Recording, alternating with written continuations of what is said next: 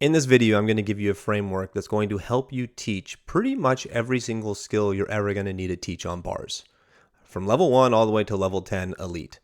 This is a framework that applies to pretty much every single skill on bars, and once you understand this, there's really no mystery left to be discovered.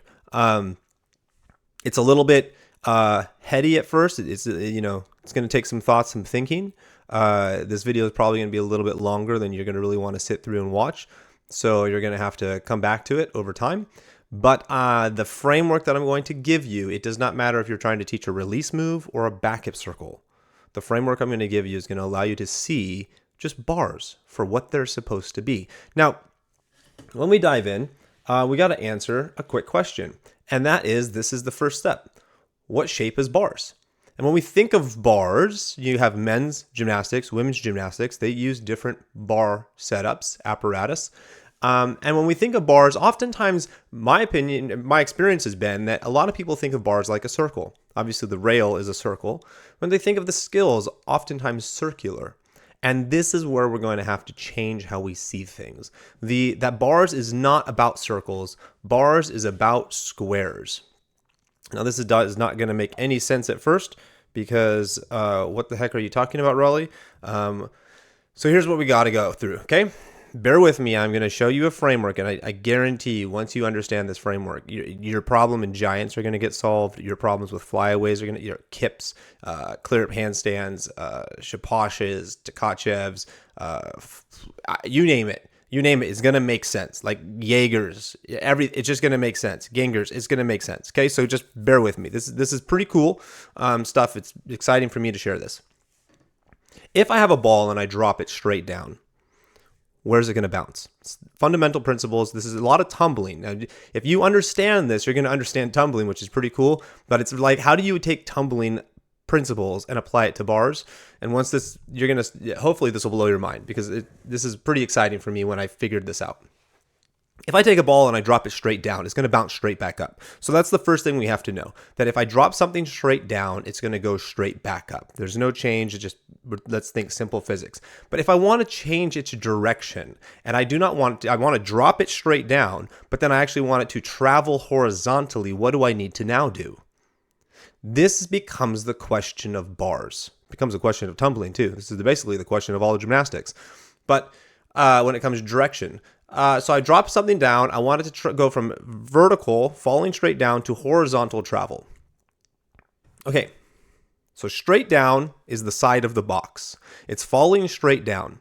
But to get it to then change direction, I'm going to have to put this little ramp in it, right? I'm going to have to put this little angle in here. And so when it hits the angle, okay, that's what's going to change the direction to now turn into horizontal travel. So something is falling straight down.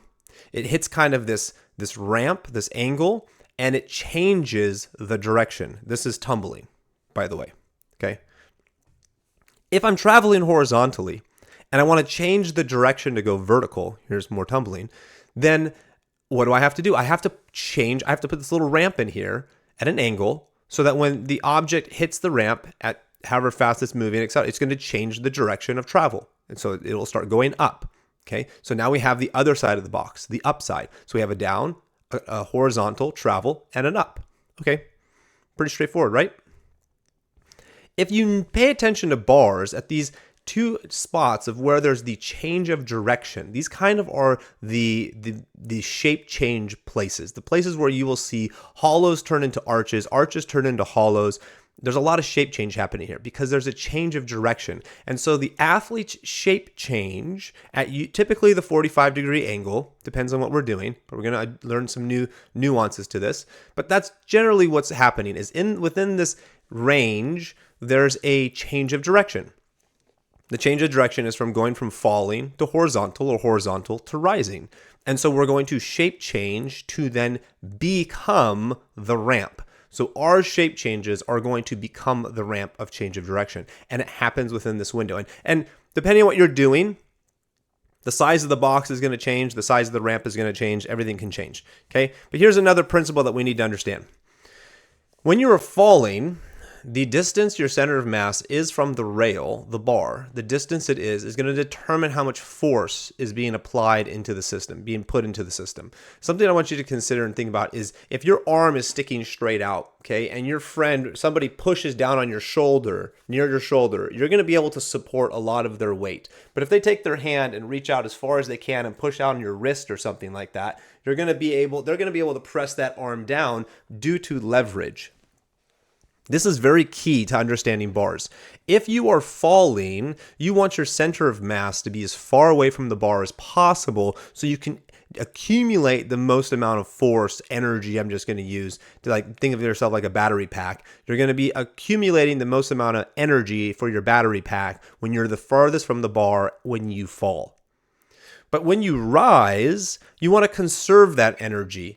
Because now you're rising, you're going away from gravity. Gravity is slowing you down. So as you're rising, you want to get as close to that bar as possible so you can conserve that energy so that you don't drain it all right away. And so then oftentimes you will see these changes of shapes, of distances between how an athlete or the setup is when the fall happens versus what the setup is when the rise happens. Now, a lot of mistakes occur because we don't understand the correlation between the fall and the rise. It's a lot of huge mistakes because in the sense of energy being applied, a lot of it's just there's not enough energy being applied in the fall so that when the rise happens, we don't have the errors that are being made. This is oftentimes the arch over the top of the bar on a giant. There's just not enough energy in the system. Okay, so that's some nuances there that we want to get into. So what we're going to do is we're going to watch some videos and I'm going to show you, I want to show you this guy because we're going to just look at some things real fast and we're going to just notice some stuff he does. So, it's a good angle. I know the video quality is not the best, but I just want you to notice some things. Okay, now I understand this is men's gymnastics. My channel is mostly speaking to women's gymnastics, so I understand we have a low bar to contend with. But I think we need to understand first the fall and the rise, the horizontal travel, and then we're going to understand why we need to shape around the low bar the way we do. It's going to make more sense. But let's go through this. So, okay, I want you to notice just right here, what is he doing right now? Center of mass is getting pulled closer to the bar, his piking so that his center of mass is closer to the bar. What does that allow him to do? It allows him to rotate around the bar faster. He does not start extending until he's past the 45-ish position. Okay, so this is a very important principle. I'm going to be throwing out concepts and ideas, and you're going to start understanding all of it. It'll start to piece together. Okay, he needs to rise. He needs to go against gravity. So he needs to conserve the energy. So he just did this. I'm going to start it backwards so you can just see it all play out. Okay. See that fall? Okay. He shoots himself up as high as he can. So this is where he's coming from. He's coming from this fall. So that's the fall. That's the amount of energy he has. Fall. And then that's what he gets out of it. Okay. Do you notice that the shape change happens all over here on this side of the bar? He falls pretty straight. Look how straight he is. Look how straight. He's trying to get as far away from the bar as possible on the fall. Then he gets to the transition point. Remember that 45-degree angle I showed you? The ramp. He's no longer falling. He needs to travel horizontally. So what does he do? He shape changes. Look where the shape change is happening, right here at the 45. He shape changes because he has to change direction. No longer falling, now he's traveling horizontally. And you can tell he's traveling horizontally because where's he kicking his feet? Okay, he's kicking his feet into the direction that he wants to travel. Now notice where his feet go. So look at his feet right now. Okay, from here they're falling. Now they're initiating horizontal. Look how far his feet travel horizontally.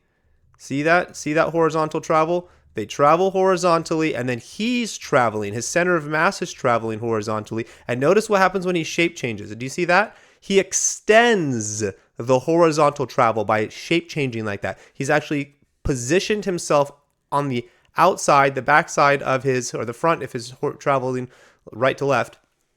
He's positioned himself on the other side of his center of mass. So now it's here. So he's putting himself in the front of his center of mass. And now he's transitioning from horizontal to vertical. So now he has to conserve the energy. He fell, he traveled horizontally, and now he's got to conserve the energy. Notice he doesn't get long. He goes straight up. Do you notice? Look at this positioning. From here, watch his hips. There's his hips. Center of mass is going to be roughly around his hip midsection, torso, okay? And look at it's going straight up. Does he kick his feet out? No. If he kicked his feet out, he would be moving his center of mass away from the bar. He keeps his feet down so that he can rise, okay? If we notice that the shoulders are getting pulled into the bar, his center of mass is still within that vertical up and down. And so I just got this. So bear with me on learning all of these things. But so let's just have some fun here. This is all new to me right here. So this is all new. We're going to kind of place this. We're going to just put this here real fast. And then let's see here. So you can see, I'm going to have to toggle through this. I apologize because I don't have a full-on annotation, but we'll get there someday. Okay. We can see that the center, we're going to watch how he travels. Where's this spot at? Right here. Let's take a guess. Oh, look it. He's still within that line. Right? He's still within, let's see where he is. Okay, so he's not in line yet with the vertical rise right here. That's the 45 degree. But right here, there he starts to get in line. Let's see where he is. He's trying to rise. See how he gets back in line?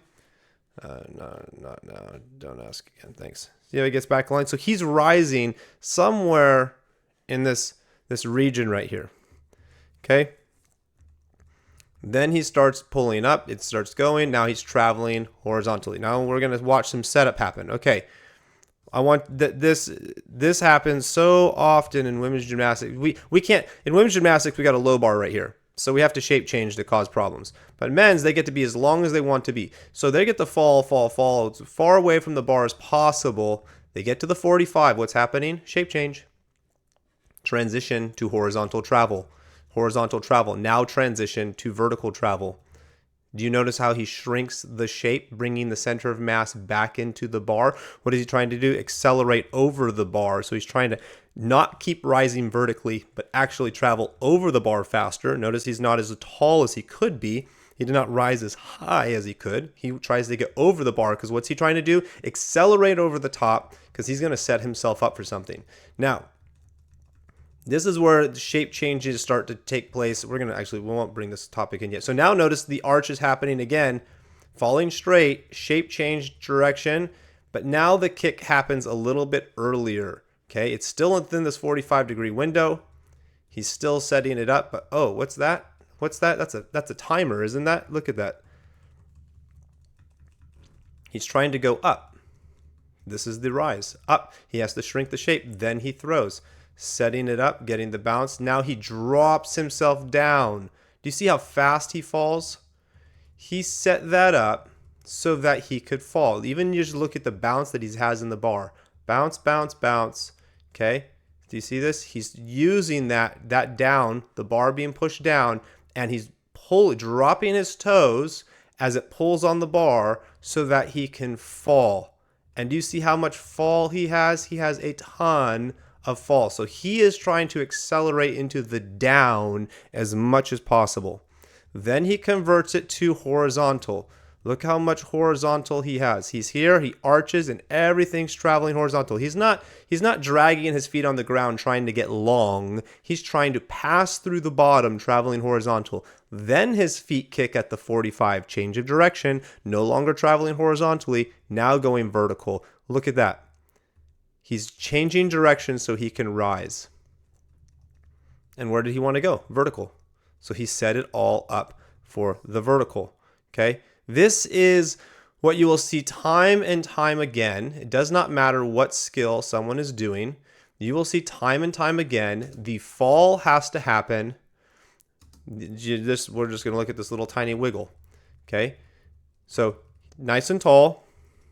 Goes into a hollow because he's going to shrink his shape to accelerate to get into the bar. So he's going to fall and rotate faster. And then he pushes himself out.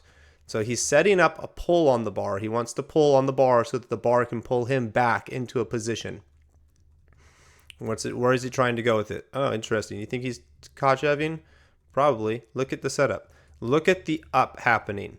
Right here to here. It's all vertical.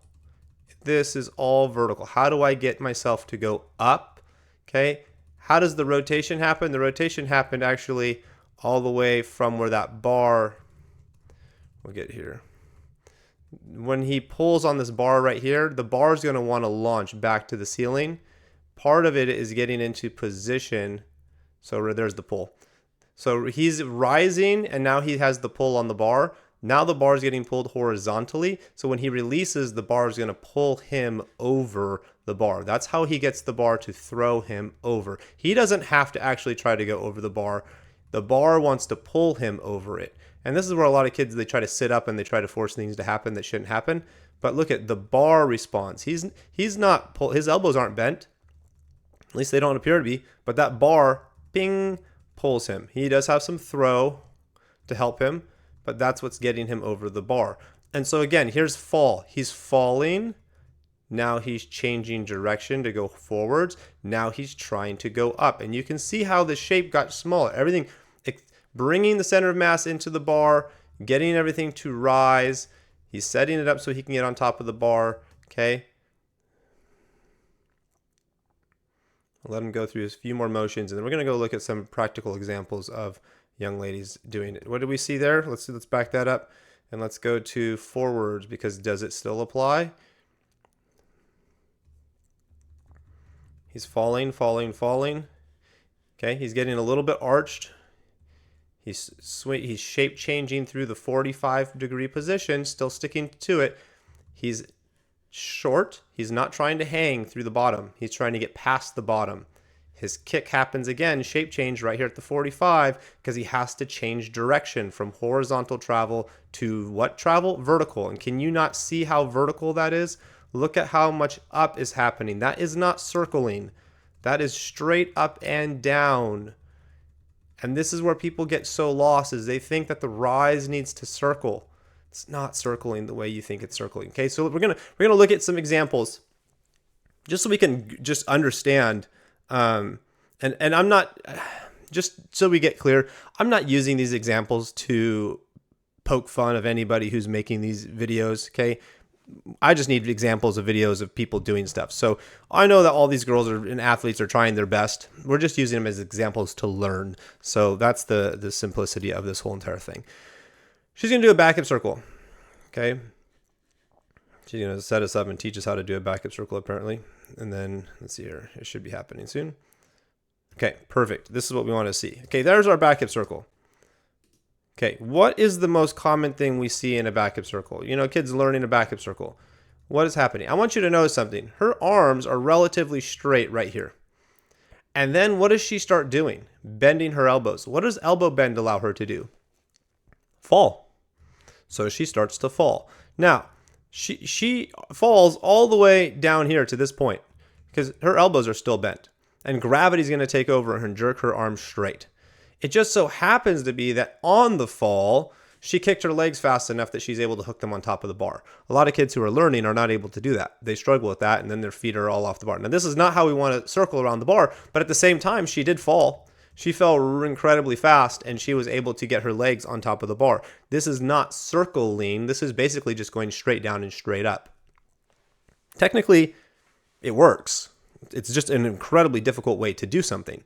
But I just wanted you to see that she's dealing with fall and probably has too much fall, right? We don't need to bend the elbows. We don't need to fall that much, essentially, or cheat the fall by bending her elbows. We want to be longer with straighter elbows, falling backwards. We're going to do this young lady because I think she does a decent one. Yep. Okay. So if we notice, the legs are dropping. We're at that 45-degree angle. They're going to change. The legs are no longer falling. They have to go forwards. Now, what ends up happening where kids struggle, if they can't make the backup circle, is they won't kick their legs forwards enough so that their legs get to traveling up while the body is falling down. See, the reason why like the support circling, kids struggle with support circling when you have, you know, your body on two sides of the bar, essentially front hip circles, back hip circles, is because as the shoulders and head are falling straight down, the feet have to be going up. And so this becomes its own timing issue. There has to be an exchange. Okay, as the feet are going down, the head and shoulders are going up. Oftentimes there's not a relationship there. Now why do kids bend their elbows right here? That's so common, and you can see that we're no longer keeping our shapes again. Why are we bending our elbows? Well, we're pulling our center of mass into the bar because we're slowing down. That's why we bend our elbows. We bend our elbows because we're rising. And what did we see in Kohei's video? We saw that when he rose to go higher, he pulled himself into the bar and brought his body into the center of the bar so it would rotate faster around the bar. When mass is closest to its center, it increases speed. It's just a physics principle. So if you want something to roll faster, you want to get closer, or spin faster, you want it to get closer to its center of mass. So she's bending her elbows because she is slowing down because her torso is rising. That's it. Now, had her legs stayed more straight out, they probably could have helped her a little bit more, but because she dropped her legs and piked almost too much, that pike then took away from the fall. Notice her feet are already falling, but her chest is not finished rising. And so this pike now is not helping her in relationship of fall to rise, fall to rise. It's not working for her. And so what do we see? We see that there's a disconnect now. Now look where the pike has taken over. The body is not actually the upper torso is not actually in relationship with the lower half of the body. And so now what do we get? We get just a little bit more, everything kind of separated. It's not really working together anymore. Now we're piking way more. The bar has shifted. She's moving away from the bar, and now she's struggling to get on, essentially. This actually pulled her out, so her arms were straight, but it's a little bit uncoordinated. Okay, whatever. Who cares, really? Let's break down some more little stuff before we go to the big stuff. Okay, here's a front hip circle. Perfect example of what ends up happening on. So, is she falling, or is she stretched out long enough, and is she in time with her legs? Her legs are still rising. They haven't got to that 45-degree angle. So her legs are still rising, and she's already said, hey, I'm going to have my upper body start traveling forwards. It's past the 45, and now it's traveling forward. So her upper body is not in relationship with her lower body, which if she was rotating, she should be a little bit more in relationship on fall to rise. Fall to rise needs to be in relationship. And so she starts falling. There's her fall. And then she's like, okay, I'm going to try to get as fast as I can to forwards, travel myself around. Now, what do we end up having? Bent elbows. Because she can't get herself to travel. She can't get herself to travel horizontally forwards enough away from the bar to then rise. So she has to start rising while she's still closer to the bar, just like what we saw Kohei do. Her center of mass is staying closer to the bar on the rise. Center of mass has to stay closer, or her mass has to stay closer to the bar on the rise so she can make it up, and that's why her elbows are bent. Okay, who knows what's happening in that world? We'll see if she does another one. Yeah, she does. Okay, here we go. Let's see what she does here. Too pikey. She should be taller, okay, because she shouldn't even be there yet. Her feet are still traveling horizontally. If you look at her feet, they're directly underneath her. They haven't reached the 45, so she should be a lot taller, and her feet haven't even finished traveling horizontally. She should not even be in the fall mode over here. So she's falling way before her, out of sync with her feet. Again, her feet are rising, and she's already like upper body needs to travel forwards. Let's see if she makes it past. She does not travel forwards enough. So again, the elbows are bent on the rise. We can see this differently. We're going to watch, actually going to pull up. Let's just do this. Let's go level 3 gymnastics. And let's see what we get out of this little one.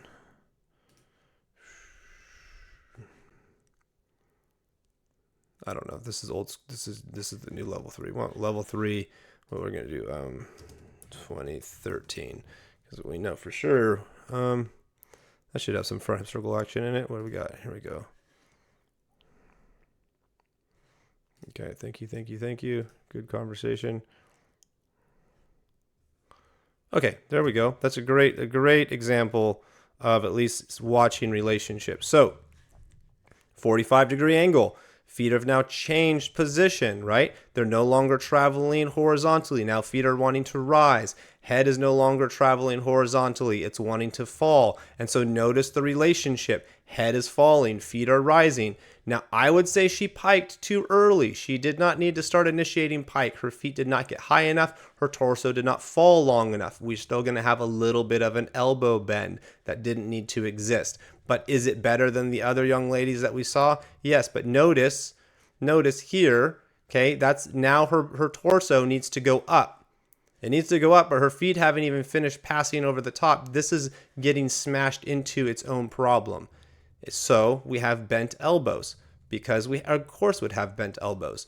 Okay, so that is one of the problems. We will see if we can find a level, perfect 3 level thing. This 2023. I don't want a 2023. Let's go level 3. Let's go. Be realistic. Okay, 9.8. All right, here's a 9 point. Here's perfect. Let's go with this girl. What do we got here? Okay, she still has elbow bend. She's piking too early. Now, I know we don't do front hip circles. In fact, a lot of people got rid of front hip circles because they hate it. But this wrist shift is very helpful for learning how to kip. So she's still piked too early. And this is kind of important to understand because she's still falling. She's should be falling, but she's actually traveling forwards with her head. And so she's moving at the wrong place in time, and her feet haven't even finished going up. Okay, let's look at some bigger consequences of this, so I don't harp on this too much.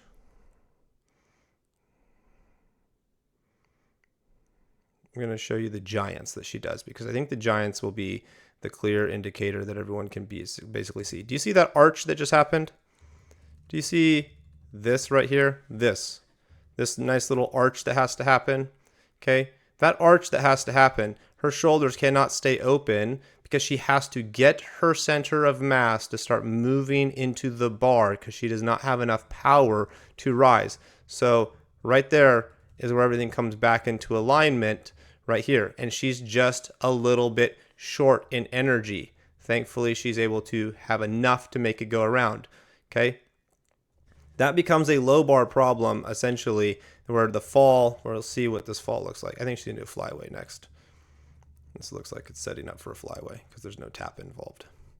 Yep, so let's go backwards. We're going to go check out this giant again. We're going to see how does she fall past this low bar.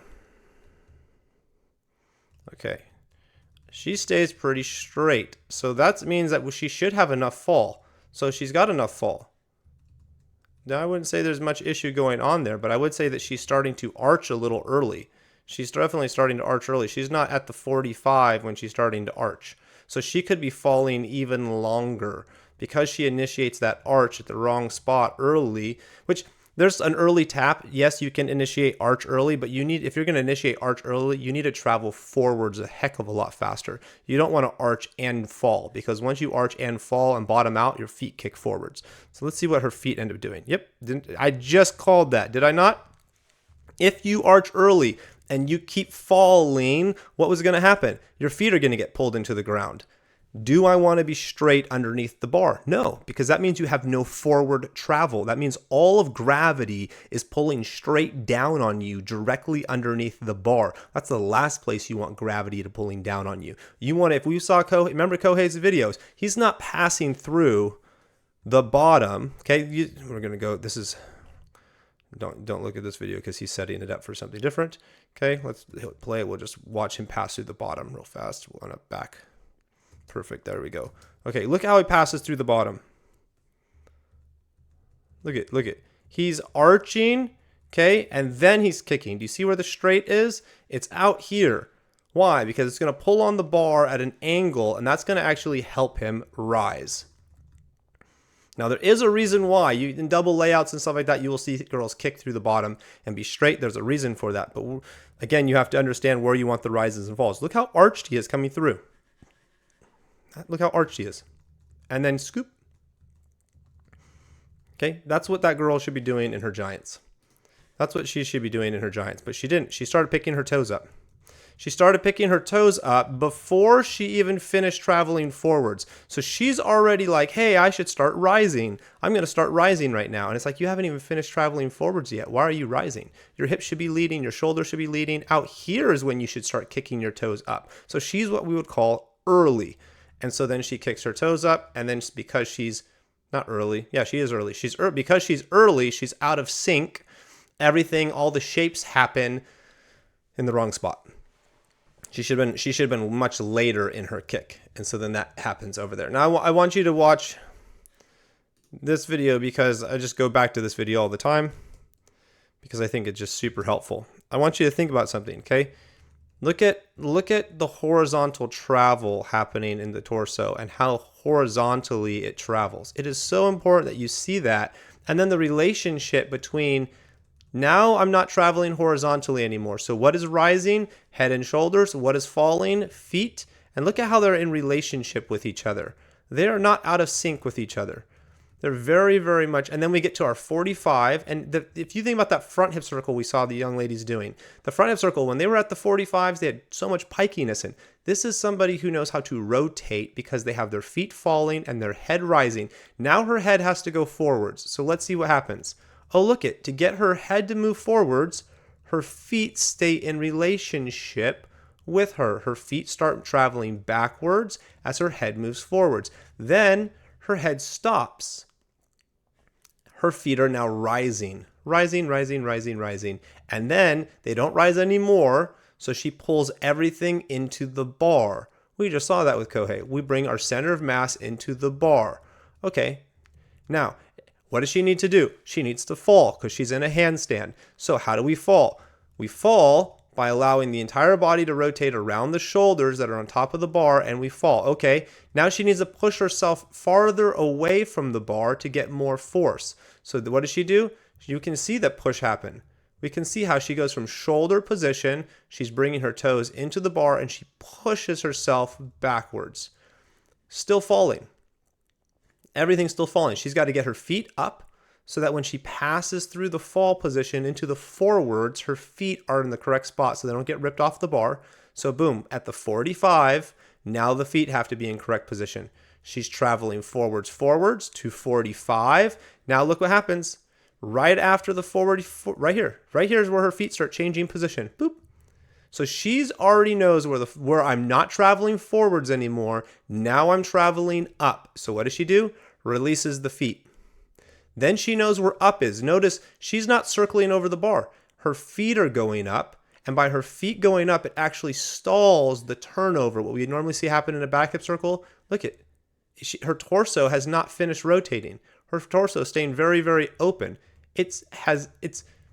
Normally you would see a back hip circle, a clear hip, whatever. This would dump over and turn over. No, because her feet are moving the opposite direction, stalling the rotation so that she goes up. She's trying to go up. And do you see where she's changed how she's twisting? She's opening into the up and twisting on the rise. Girls oftentimes are still circling right here. They're still circling, and they should stop circling. They should rise. Rise and open to the up. Okay, she finishes the turn. Easy, nothing complicated there. Notice the shoulders stay on top of the hands because she's not trying to fall and swing out. She just needs to drop her body straight down. Then she's going to use the shoulders to push out even farther. Okay, now she gets into position. Now, her feet would normally be on the bar, but she's doing stalder. So she gets through her transition shape. Okay, here's the 45. Here we go. Now, here's where we get to the nuances. She seems like she's late. If she's late, what is she trying to do? She's changing direction. So instead of going up, because she's late, she's not going to go up. She's going to go over. So early and late is a directional change. for a very big reason. Most people don't understand why. Notice this goes straight up and a little bit out, but look how much up this goes. She swings through the bottom, arches. Look how hard she is arching. So the body rises, her elbows are bending, and then it's pulling her back and out so that she can then look at what she does. She pulls her toes in just a little bit so she can keep falling. Had she stayed straight, she would have swung. She's not trying to swing. She's trying to fall. Notice that that's whole shape changes, changing it so she can fall. Then she goes, okay, I don't need a lot because I'm just going to do a little scoop pack. Boom. Where is her pack going to? It's going to up. Where does she take everything? Pike, pike, pike. This is going up. What does she do? She arches into the position, center of mass. Very little travel. Okay, she knows where up is. Catches in the exact same position she's been doing her toe-ons and her stalders. Shoulders on top of hands. Body is dropping, gets back into position. Nothing's changed. Now everything's locked in right here at the 45. Swings back through. She's heel moving at the same, relatively the same spot, but she's a little bit later, and she's not going to open her feet away from the bar as much because she's changing her direction. So she doesn't open her legs the same way. She waits longer to open because she's changing direction so she can throw. There's a fall right there. Feet fall through the bottom. Arch so she can use the bounce. Look how much bounce is rising her. And then she gets it sent out. Again, toes are coming in so that she can fall. She wants to stretch. She wants to stretch. Okay. She doesn't want to stretch too much because she doesn't want extra power because she doesn't need a lot of it. So she's not trying to go very far. So that's the reason why you don't see crazy arches. Okay. Again, same exact setup right here. Same exact setup on the fall. Fall hasn't changed. She's done different skills, same exact fall. Gets through this position. What does she do? Stalled her. 45-degree angle. She's getting into her compression. Now she's traveling forwards. Okay, and you can even see if you watch the bar is getting pulled horizontally. It swings through, and you can see how right here the bar wants to shoot backwards, and she's launching herself forwards. That is helping her. Okay, and so now 45, this is where the shape change is happening, and she's sending herself forwards through heel drive. So she understands her lines. Now, if we think straight up and down and horizontal, she's going at a 45-degree angle. So she's trying to go up and horizontally forwards. She's trying to go up and forwards. And so then she gets both of those. Then she creates the rotation through the up and forwards, and we have fall. Okay. Not a lot of energy coming out of that fall. It's not like she can giant out of that. So we get our kip. Okay, we've seen all that. No big deal. Now we're in our handstand. She needs to fall. So again, all I need to know as a coach, how are we going to fall? Okay, she's got to fall, and she's got to be able to miss the low bar, and she's got to get enough fall for whatever it is she's trying to do so she can convert it to forwards, so she can convert it to vertical. So all we have to do is watch how much fall is she going to get. Okay, she's going in bar skill. So does she have enough fall? Yep, of course she does, because she already did this on the low bar, just with less energy. Okay. Fall, fall, fall straight. Shrinks the shape to get through the low bar. Now, because she's done this, we have a problem. Are her heels going to kick out underneath the bar? I don't know. Let's see what she's going to try to do. No, her heels kick out past the bar. So she is able, and this becomes a challenge for a lot of girls. They get to here, and all of a sudden their feet drop, and they're straight underneath the bar. They would be early. She gets through. She's able to travel fast enough to go horizontally from that position to get her heels to transition to up. Look at that. Look how much transition is up. You can see the little green dot is traveling straight up to show you that she is getting horizontal travel, and then it's vertical, straight up and down. It's not circular. It's straight up and down, straight up and down. Kicks to the bottom. Okay, we're going to fast forward into when she goes to dismount. I want you to see what her fall looks like. Okay, here's our low bar problem. So now she gets past the low bar. A lot of girls can pike. They straddle pike. They can just open straddle. Okay, here's where people get messed up. Their athletes get messed up. They don't get their feet to stay in this line long enough so that they get forward travel. A lot of girls will pass the bar and then their feet start swinging forwards with them. And that does not allow them to send themselves forwards. They now create the circle. We don't want to create the circle. So the feet have to get behind you. It is very, very common. You will see taller girls, their feet almost look like they go underneath the low bar and they will stay behind them and they send the rest of their body forwards. You notice she's sending herself forwards. The kick does not come till late. So you go film yourself and you go watch your feet start traveling forwards and now you're straight bodied underneath the bar. You know that you did something wrong, that your fall was not set up correct. Your transition did not transition you from fall to forwards, but it transitioned you from fall to fall even more. Because if you're hanging straight under the bar, you're falling even more. So she's not hanging straight under the bar. So she's traveling forwards. Then she hangs. Now she wants to go up. Oh, wait, she shrinks her shape. She shrinks her shape to rise. What did we have a problem with this young lady right here? She's straight bodied here. She started shrinking her shape too early. Okay, so she didn't get enough forward. So she goes, oh, I'm going to shrink my shape, but you're traveling forwards while you're shrinking your shape. Okay, so now she didn't have enough energy. So it looks like it's similar. You go, oh, what's wrong with it? But it didn't have enough forwards to convert to up. So then she has to arch. Versus when we're looking here, she has the forwards. She kicks to the up. And now she only has to open, and look at how much she can stay from here to here. She's perfectly straight in body position, just comes into line with her shoulders. And that's the little nuance right there.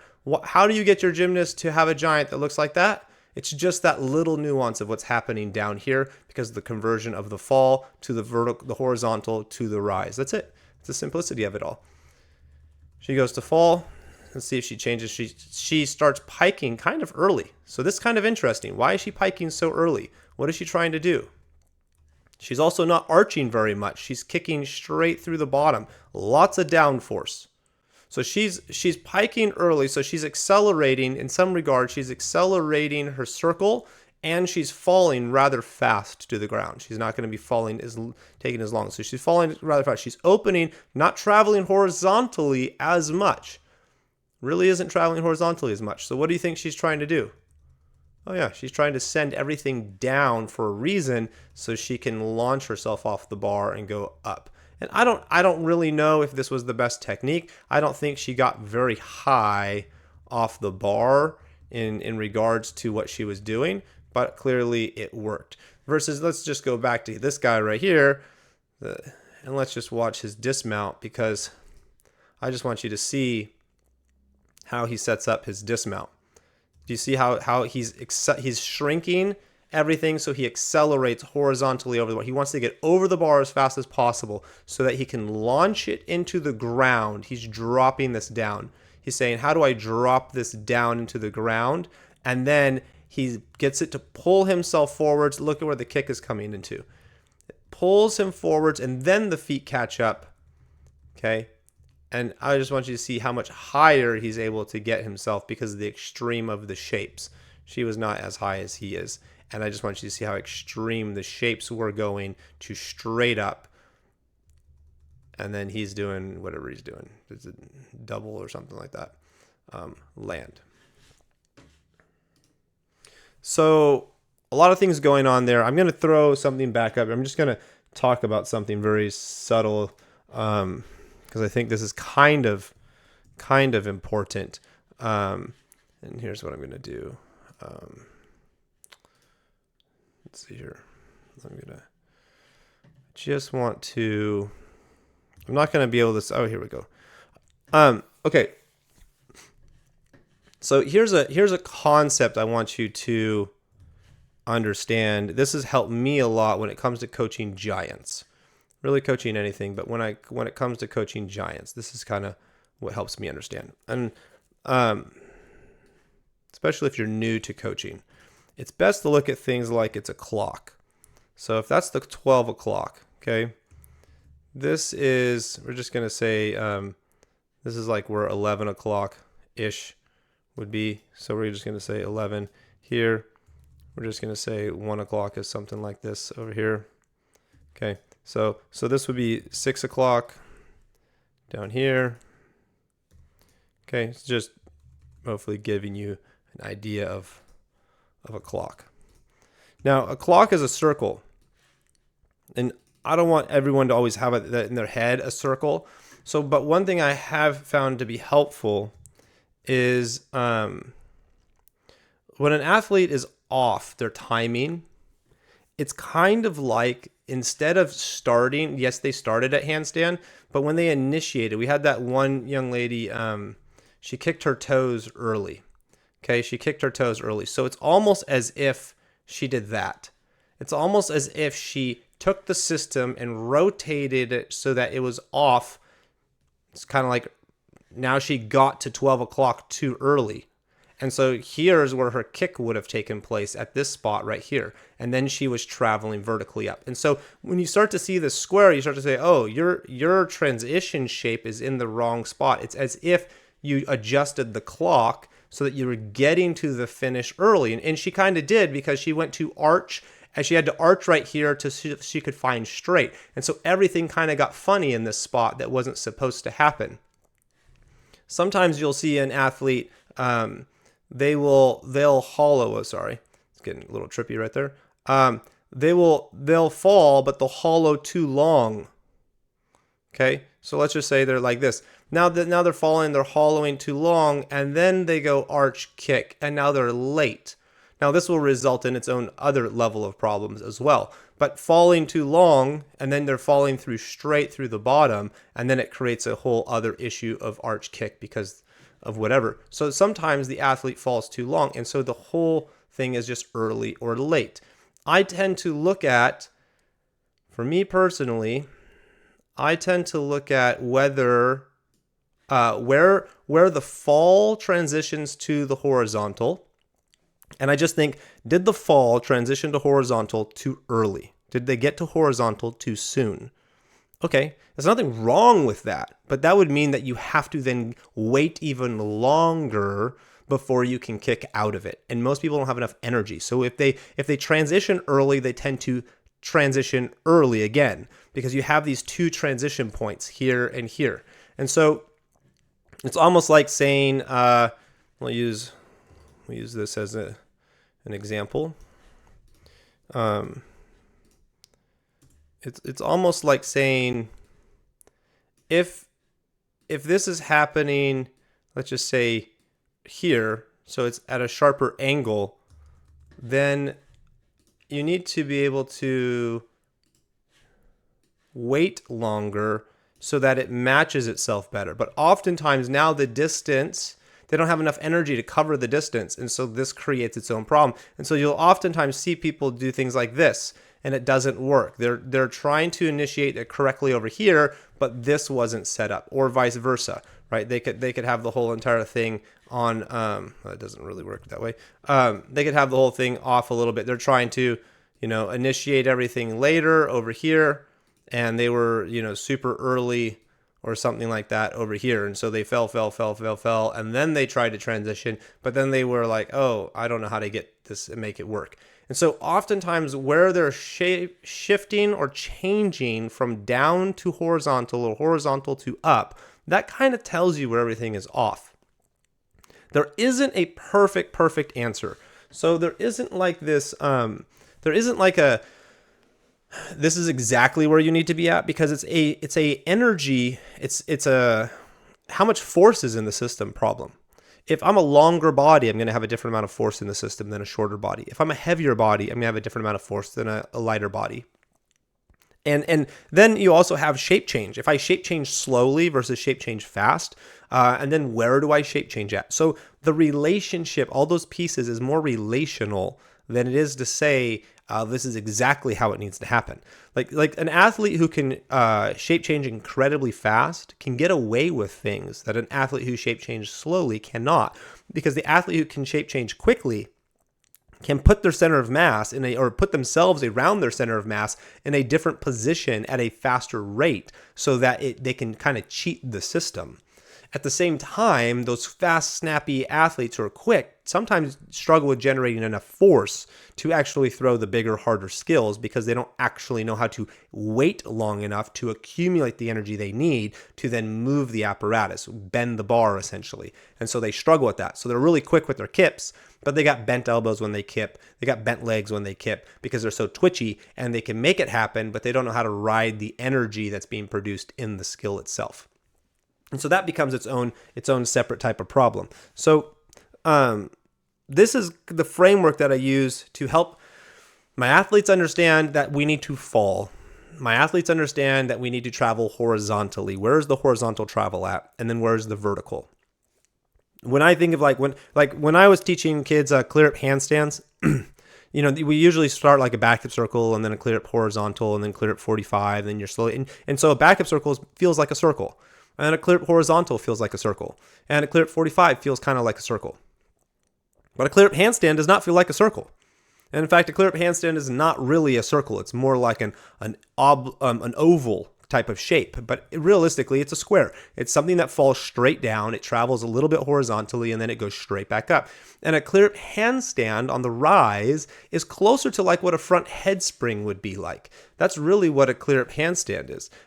We saw that with Ashton Locklear's, let's pull this back up.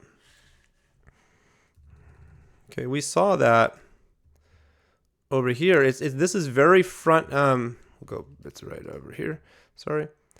Very front head spring-ish. So if you think about like what a front head spring looks like imagine there's a wedge right here with her head on the wedge, and she's going down, the wedge is going down, right? And then it's very much opening, like she's going to heel drive into a bridge. So her toe shoot handstand is opening up like it's front head springing, and that's not what a circle would be doing. That's going the opposite direction of a circle. And so the lower half of the body moving the opposite direction of a circle is not circling. And so it's very, very important to kind of understand that this is not actually what you think it really is. Yes, you are circling because you're going around a bar, but your center of mass is actually kind of playing tricks on you a little bit. And this is why bars becomes a challenge, because a lot of athletes rush things and they try to make things happen that are just not working correctly because they're just literally doing it wrong. And that just becomes let's just throw something in here. Let's see, clear hip handstand bars. Let's see what we get. Clear hip handstand bars. Okay. Let's see what she does. That's not too bad. That's a pretty decent clear hip. Look the direction her legs are moving. Here they are. We're at the 45-degree position. So she's traveling past the horizontal. I'm no longer traveling horizontally. I now need to travel up. Now notice what her legs are doing. They're not rotating anymore. They're actually rotating the opposite direction of her circle. Her legs are rotating counterclockwise as she's rotating clockwise. So how is it that we can think of it like a circle when it's not really a circle, because we're shape changing so that our center of mass keeps rising? Yes, we're attached to something. Yes, we have to circle around the bar, but our center of mass has to keep rising, and then it gets pulled into position. And that is so important to understand, because it changes. These are all these drills that you don't really need to do. I'm just not going to even go there. It changes. That's decent. Let's see what we've got.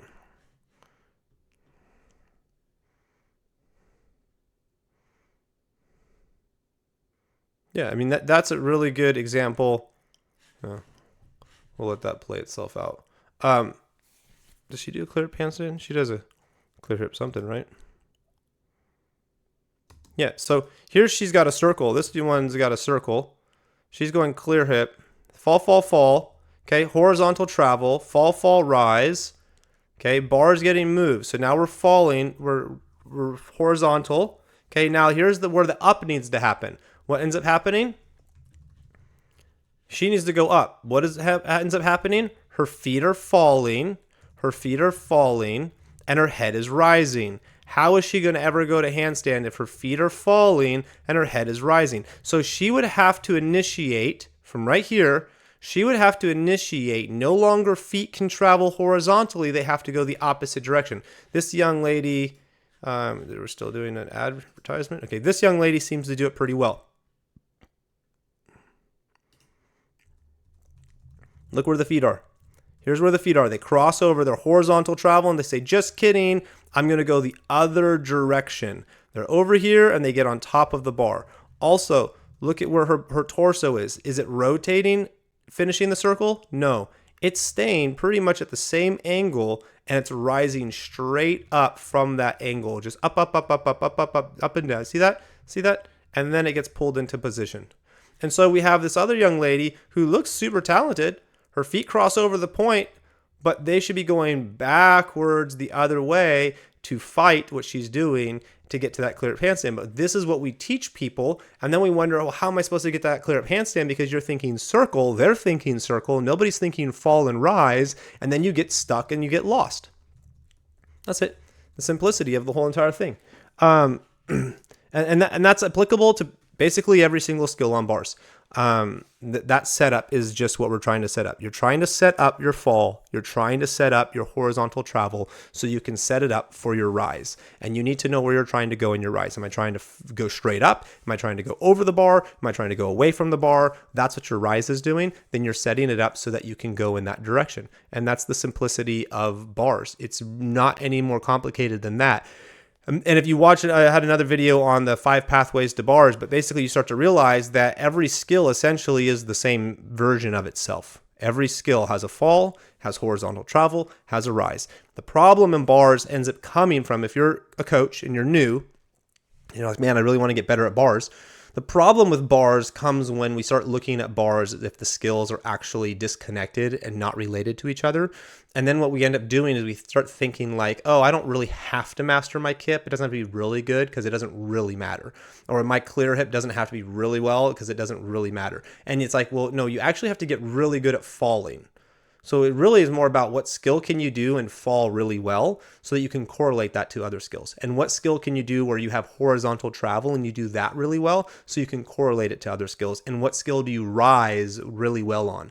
Now the rising becomes a challenge because what skills do you have a true rise on? Flyaways, clear hip, toe shoot, handstands, and giants. And so not a lot of athletes experience what really rising is. I don't think we'll be able to find the video, but let's see here.